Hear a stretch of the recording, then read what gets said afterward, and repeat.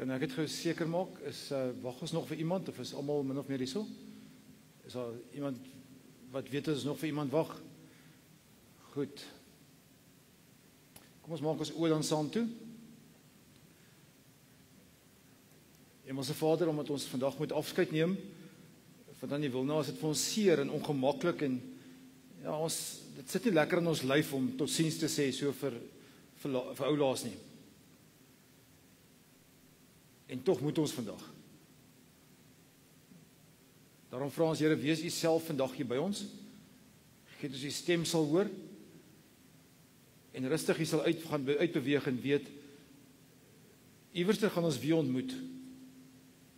Maar dankie dat ons aan U vasgebind kan wees. Amen.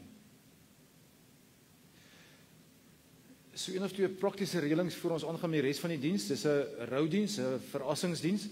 So ons gaan van as hier klaar is, dan is jy welkom om sommer net hier vorentoe te kom, ons gaan die laaste lied speel en jy kan sommer net so by die foto sommer net vir ou Laas totsiens sê. Ek sal vir die naaste familie eerste kans gee. Anderswoorde, dit wat 'n mens by die graf sou doen, gaan ons nou sommer hier sou doen as jy verbystap en net so 'n laaste huldeblyk aan Tannie Wilna doen. Ons beweeg aan die ander wyse so uit en dan gaan ons buitekant toe. En dan hier in die foyer is reggemaak vir u vir tee en koffie en eet goed. So jy is so welkom so 'n bietjie saam te kuier as familie en vriende. Dis mos nou half sleg dat mense deesdae mekaar net op twee geleenthede regtig almal raak sien. Die een is by troues. In genade, dis so duur om mense te nooi na troues toe, so jy nooi net die minimum. So ons sien mekaar nie eens meer daar nie. Die ander een is by die begrafnisse. So mag ons regtig waar vandag sommer weer 'n bietjie telefoonnommers uitruil en e-mailadresse uitruil en net weer kontak maak met mekaar. Want ons het mekaar, dink ek, baie meer nodig as ons ooit dink ons het. Gebruik die geleentheid om sommer 'n bietjie saam te kuier as familie en vriende hier agter. Die derde, vir die ouens wat op Facebook live kyk, ons vra verskoning, maar ons mag nie die musiek hard sit nie, so dis alles gemute, jy gaan net die musiek nie hoor nie. Dit gaan vir jou seker awkward silences wees, ekskuus daarvoor, maar dis nie ons skuld nie. Facebook live en YouTube het kopiereg vereistes en dis een van dit, ons moet dit mute. So as daar stilte is, dis nie 'n tegniese glitch nie, dis regtig waar aspres so het Facebook en YouTube ons kan ophou. Maar mag jy vandag die Here se teenwoordigheid en sy liefde ervaar? Ek gaan nou sommer net eers 'n rustige lied speel. Maar jy sommer kan rustig agteroorste en sê maar, dis regtig onverdiende guns alleen. Amazing grace, hoekom ons hier is.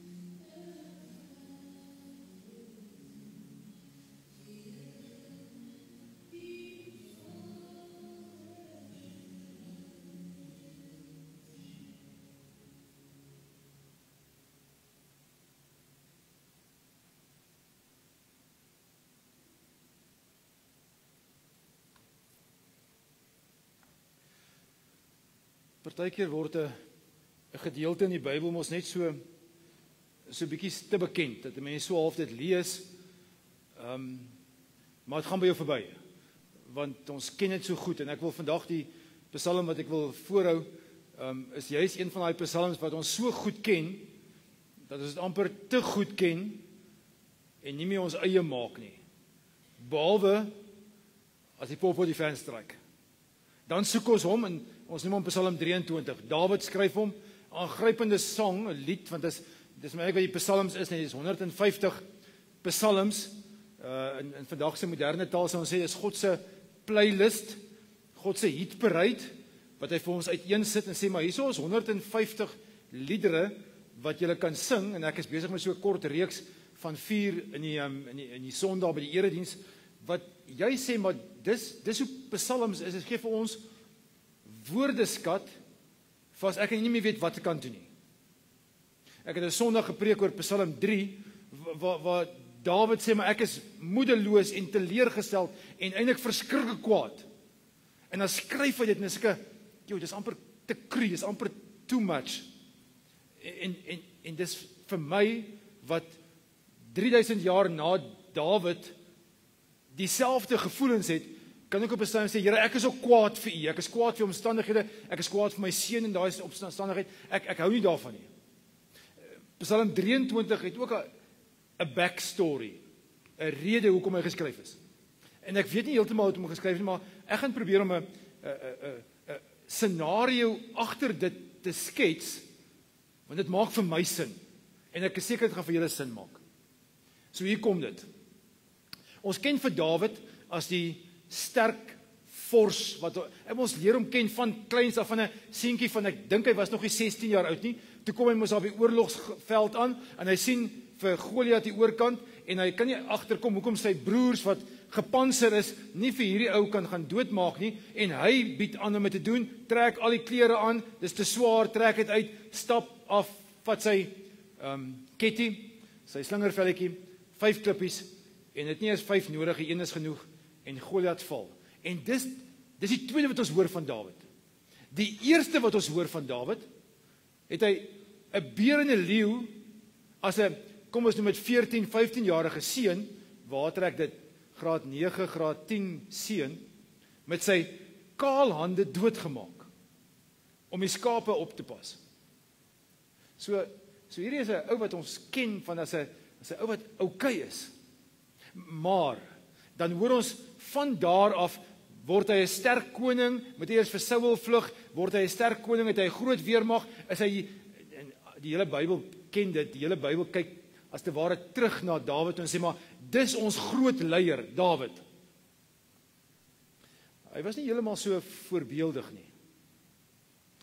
As jy so deur Samuel geblaai het, en jy kom by 2 Samuel uit, dan hoor jy van 'n storie van Dawid, wat die mense 'n bietjie laat bloos. En ek gaan Sondag 'n bietjie ietsie daaroor sê. Dis die verhaal van sy buurvrou en homself.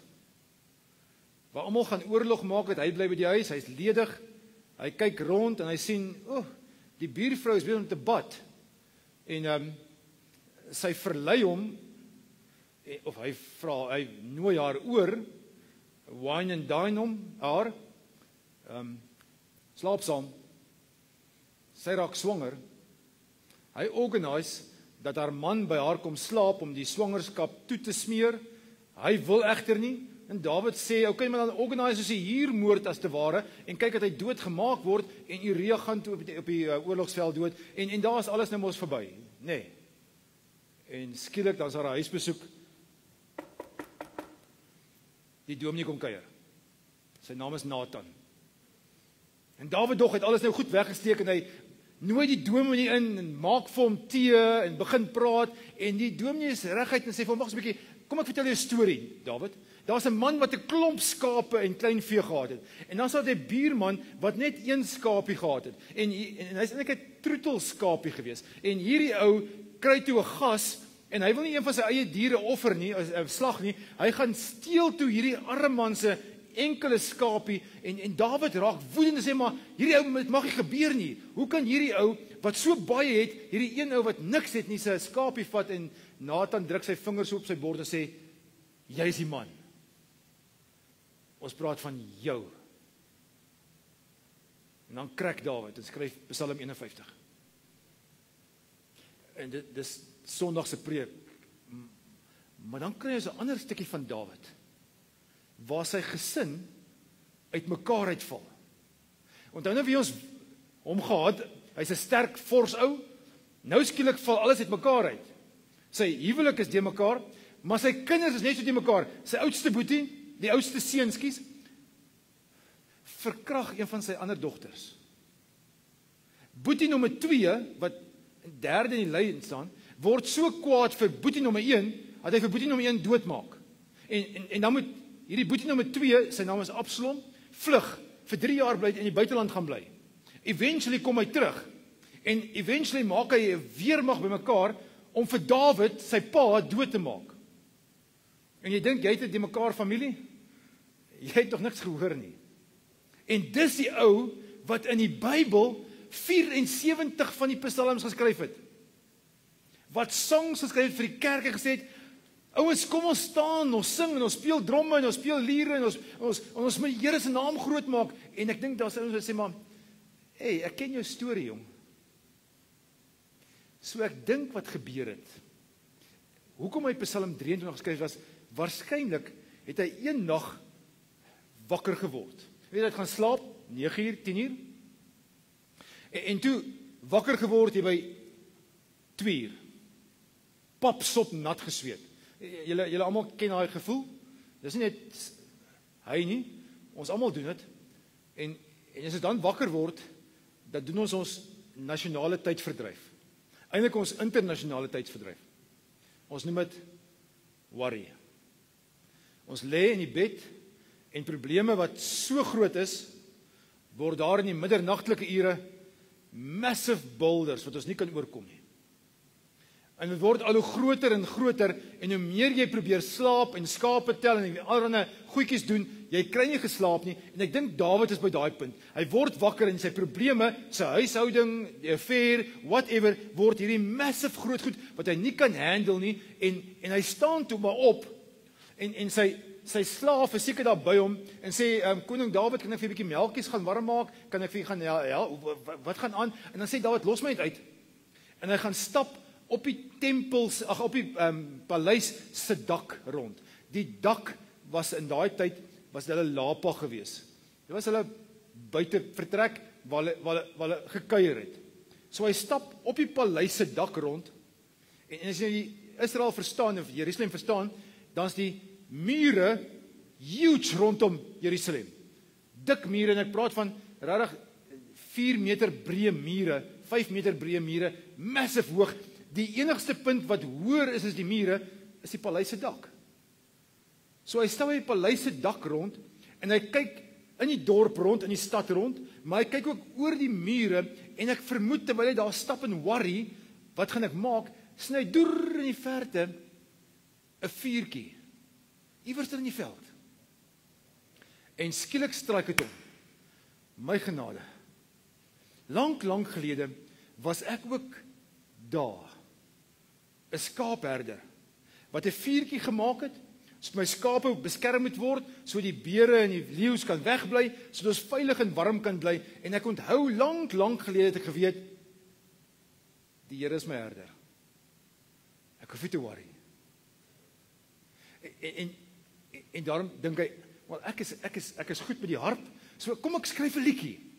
En ek dink hy roep sy slaaf nader en wink vir hom, sê vir hom, bring vir my 'n perkament, bring vir my 'n pen, 'n stylus, ek wil skryf, en hy skryf 'n psalm, en ons ken die psalm so goed, hy noem dit Psalm 23, die Here is my herder, ek kom niks kort nie. So easy, en tog so ongelooflik. Eintlik, hoe vind jy die eerste ding ek geskryf het, he? The Lord is my shepherd, I will not be in want. So wat wil jy nog meer sê? Dis mos nou alles. Kan ek gaan met julle iets deel wat vir my verskriklik belangrik is. Soos jy sit is die gemiddelde ouderdom waarskynlik aan die ander kant van 50. Is ek nou reg? Is daar ouens wie is almal onder 50? Steek jou hand op. Okay? Die ouens bo 50 kan nie meer hulle hande opsteek nie. Dis die reumatiek is wild. So ons die res is nie opgesteek nie, is onder 5 is bo 50. So ek weet, meeste van ons wat hier sit, het die lewe al op 'n manier geleef. Hier na 20 begin die lewe druk en aan jy werk jy hard en na 30 nog harder en na 40 en hier by 50 begin jy so 'n bietjie afskaal, maar hier by 60 raak dit rustig mos en dink jy so en maar is nie heeltemal so nie. Maar onthou julle lank terug was ons job as ouers om ons kinders godsdienstig groot te maak. Vir hulle te vertel van wie Jesus was en wat God gedoen het in die skepping en die sondvloed en die ark en Dawid en al daai goeie, daai mooi stories en Daniël, al hierdie grand stories wat ons vir ons kinders vertel het en soos 'n refrein dwars deur dit alles loop 'n baie belangrike ding en ek wil dit waar maak aan die hand van 'n storie uit my eie lewe uit. Toe ek 'n jong seentjie was Vrydagmiddag 'n hoogtepunt in ons lewe. Dit was die middag wat ons kinderkraans gehad het. Onthou julle vir kinderkraans? Die jeugbyeenkoms vir die laerskoolkinders.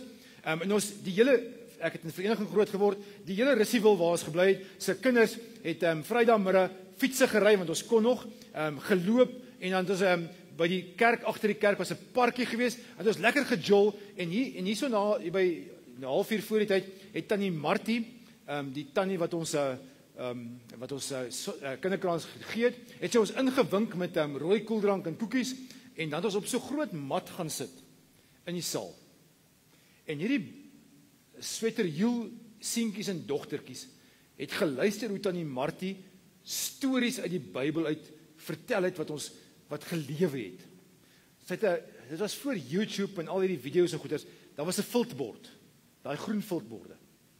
En op die viltbord het sy met karakters, met poppe dit uitgespeel. Ek het later agtergekom, daar's net 2 karakters eintlik gewees in haar boks. Die een was Jesus gewees of God. En die ander was 'n generiese een. Hy het elke week verander. As hy 'n staf kry, dan word hy Moses, en as hy 3 leeuwsbome kry, dan word hy Daniël. So hy het altyd verander, maar tannie Martie die vermoë gehad om vir ons die verhale te vertel dat hierdie klomp seentjies en dogtertjies waarvan ek een is, uitgegaan het huis toe Vrydagmiddag en geweet het God is good. Dis die input wat sy in my lewe gehad het week na week van God is good, God is good, God is good, God is good en dan iewers along the line word jy groot en word jy 20 en 30 en 40 en 50 en 60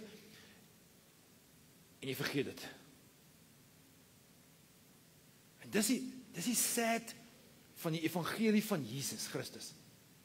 Ons raak so gewoond daaraan, so blasé daarmee, dat ons die impak daarvan mis. As Dawid hier skryf, die Here is my herder, ek kom niks kort nie, sê hy dit omdat hy so bang is hy vergeet dit. En dalk vir daai moment, daai aand, daai nag, het hy dit vergeet. En moet hy homself remind, wag 'n bietjie, Dawid, die Here is my herder, ek kom niks kort nie. En dan skryf hy verder, hy sê, hy laat my rus, onthou jy is 'n woestyn, in groen weivelde. Dis min sulke oases. Hy bring my by waters waar daar vrede is. Hy gee vir my nuwe krag. Lei my op die regte paaie tot die eer van sy naam. Selfs al gaan ek deur die dal van doodskade weer, sal ek nie bang wees nie want U is mos by my. In U hande is ek veilig. Is so 'n aangrypende beeld daai, né? Tussen Jerigo en Jerusalem gaan die pad so deur 'n diep vallei en jy by 4 uur se kant as die son begin ondergaan, dan is dit in hierdie vallei pikdonker al. En die pad word in vandag se taal sou ons sê enkel voertuigbreedte. So dit word 'n smal paadjie. Hierdie kant is daar net loodregte kraanse en hierdie kant is daar net loodregte kraanse. So jy het geweet die hijackers van daai tyd lê daar vir jou wag. Die rowers wag vir jou daarso. So as jy daar deur stap en hulle oorval jou, kan jy net vorentoe of agtertoe, jy kan nie links of regs gaan nie. En daarom het hulle die dal van doodskade weer genoem. Die verhaal wat ons in Lukas kry van die barmhartige Samaritaan, van die ou wat op sy donkie was of wat geloop het en oorval is en toe die Samaritaan verbygekom het, dit speel waarskynlik daar af. Selfs daar waar ek my werk verloor, met kanker gediagnoseer word, bankrot speel, my huwelik flop, my persoonlike giants net te groot word. Selfs daar waar ek voel maar, ek kan nie meer nie. Selfs by die dood, waar ouma of ma, vriendin, weg is.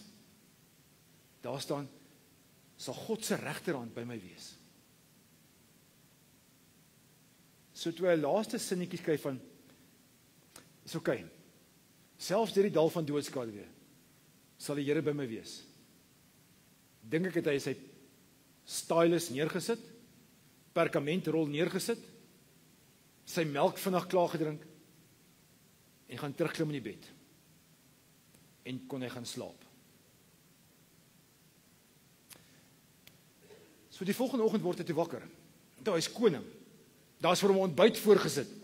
En hy stap so in die eetsaal in, en as hy hierdie, sien ek in my kop, hierdie groot silwer bakke, wat so staan vir die ontbyt, en hy maak het so oop, en as hy so oopmaak, en besef hy, wag so 'n bietjie, daai Psalm van gisteraand is nie klaar geskryf nie. Daar kort 'n tweede versie. Die eerste versie sê, ek sal survive. En dan skryf hy 'n tweede versie, vers 5 en 6. U laat my by 'n feesmaal aansit, terwyl my teestanders net kan toekyk, hulle loer daar van buite af. U ontvang my soos 'n eregas, 'n VIP. Ek word oorlaai met hartlikheid. Die ou vertaling het gesê, my beker loop oor. Dis 'n incredible beeld. Ek gaan nou dit verduidelik. U goedheid en u liefde sal my lewe lank by my bly. En ek sal tuis wees, kan asemhaal in die huis van die Here, tot in lengte van dae. Die huis van die Here, ons praat nie van die kerk daar nie, né? Ons praat van in Engels, presence of God, of in Latyn, die coram Dei. Daai moment ek kan weet, ek is in God se hande. Die beeld van die beker wat oorloop, ons ken dit as die oomie wat op die stoep sit, en dan die koffie so in sy piering gooi, en dan daai drink, maar dis nie die beeld wat hulle hier gebruik nie. Die beeld wat hulle gebruik is so, as jy my nou uitnooi om by jou te kom kuier vir 'n aand, so met te social, dan is dit jou job om te sorg dat my wynglas vol bly. So jy het gesien, as ek so onder half is, dan staan jy spontaan op, en jy vat die wynbottel, en jy skink weer, dat my glas vol is, en dan kuier ons verder. As jy sien, is nou 'n bietjie laat, en jy wil hê die dominee moet huis toe gaan, dan doen jy 'n baie subtiele ding. Jy staan weer op, en gooi my glas, maar hierdie keer gooi jy hom nie so vol nie. Jy gooi hom so bietjie minder in. So 'n subtiele hint om te sê, kyk, is huis toe gaan tyd, party is nou verby. So wat staan hierso? Hierso staan, die Here like ons so baie, hy wil hê ons moet so graag by hom wees, dat hy gooi en gooi en gooi, hy moet oorloop. Hy wil hê jy moet huis toe gaan nie. Hy wil hê jy moet gedurig by hom bly. En ek dink hierdie vers sê alles wat nodig is wat ons moet weet. Die Here love ons. Hy wil graag hê ons moet by hom wees, en dis sy aard. Dis wie God wil hê ons moet wees. Maar moet hê ons moet weer onthou. Hy wil by ons wees, en hy wil hê ons moet by hom wees. So kom ons praat oor afskeid neem, oor rou, oor smart. Want dis wat ons mee gekonfronteer word vandag.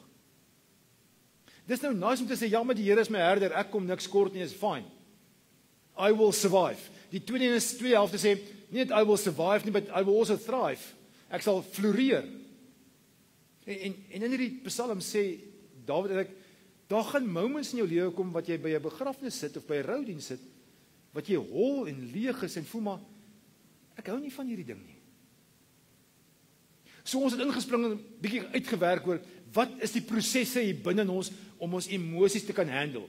Maatskaplike werkers, eintlik het alles begin by Dr. Elizabeth Kubler-Ross, in die 60er jare, wat ons 'n bietjie beskryf het, maar daarna het sielkundiges en dominees en beraders almal gesê, daar sekere, kom ons noem dit fases, maar ek is bang om te sê, want baie mense dink, jy gaan van hier na hier na hier, en dan gaan jy aan met jou lewe. Maar dis nie waar nie. Hierdie fases waardeur ons gaan, wat ons rousmart noem, is soos klippe oor 'n rivier, stepping stones, maar partykeer haak jy vas, en dan partykeer moet jy eers weer terugkom, en partykeer gaan jy na nommer 3 toe, en dan kom jy weer terug.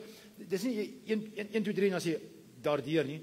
En elkeen van ons doen dit anderster, die ritme is anderster, party sit vir 3 maande in hierdie ene vas, party ouens beweeg aan en skiep heeltemal hierdie, maar die 3 of 4 wat die belangrikste is nommer 1, hartseer. Ons gaan huil, en is fyn. Ek weet nie wie dit vir ons geleer nie, maar iemand het vir ons gesê, seuns moenie huil nie. Moenie 'n sissie wees nie. Naas Botha het gesê, cowboys don't cry. Ek hou nie van die blou bulle nie, allerminst van Naas Botha, want ek dink sy rugby was goed geweest, maar ek dink hierdie raad was goed nie. Ek dink cowboys kan maar huil.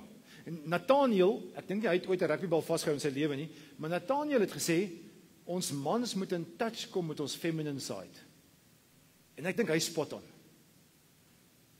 Tydens COVID, ek sê dit nou maar altyd, want dit was my die horribleste tyd in my bediening, en dit is ook al 5 jaar terug, kan jy glo. En op 'n stadium toe daai, dit is die Delta variant, so verskriklik baie mense oorlede is. Ek onthou in ons eie gemeente het ek 50 begrafnisse in 60 dae gedoen. Elke dag 1 en party dae selfs meer as 1. Het ek op 'n stadium 'n artikel gelees wat vir my baie insiggewend was.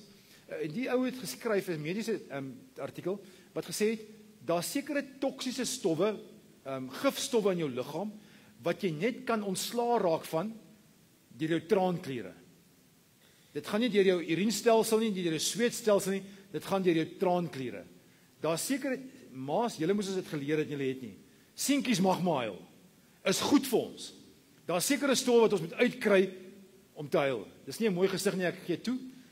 Dis glad nie 'n mooi gesig nie, maar jy's nie 'n sissie as jy huil nie. Ouens, dit maak ons human.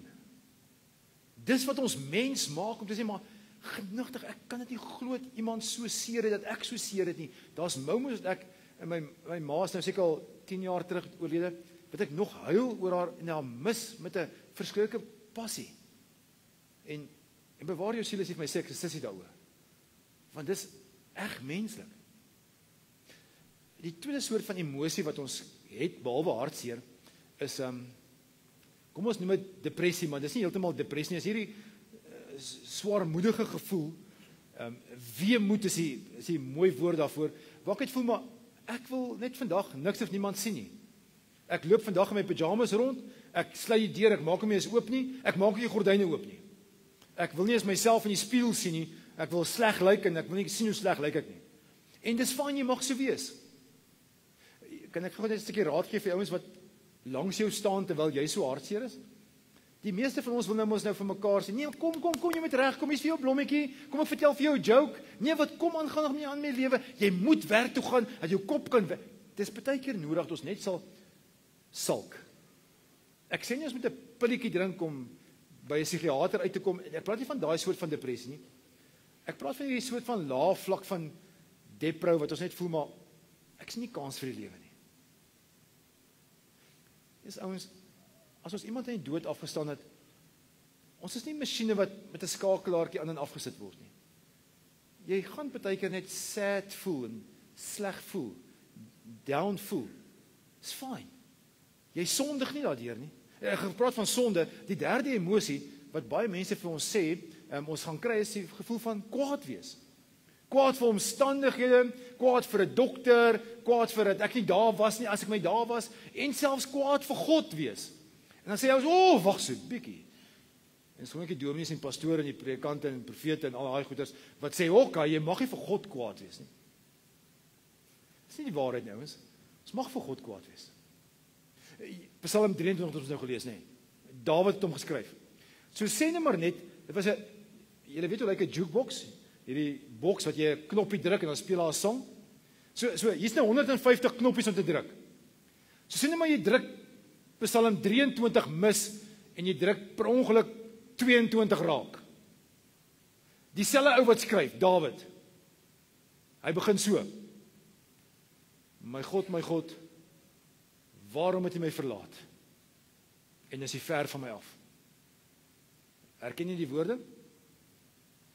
1000 jaar na Dawid hang Jesus in 'n kruis en hy resiteer Psalm 22. Hy resiteer nie Psalm 23 en sê, die Here is my herder, ek kom niks kort nie. Hy sê, nee.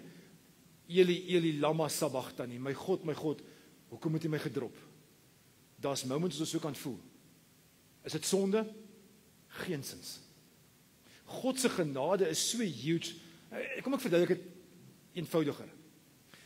Toe ons hier in Kreeusdorp Wes gebly het in 'n groot, ons het so groot pastorie gehad met so 'n lang gang houtvloere. En ons het 3 kinders. En ek weet nie hoekom nie, maar tieners word mos swaarder as hulle kwaad word. So my kinders het ook vir my kwaad geword en dan stap hulle nie die gang af nie. Jy kan hoor hulle gaan af en dan slat hulle die deure.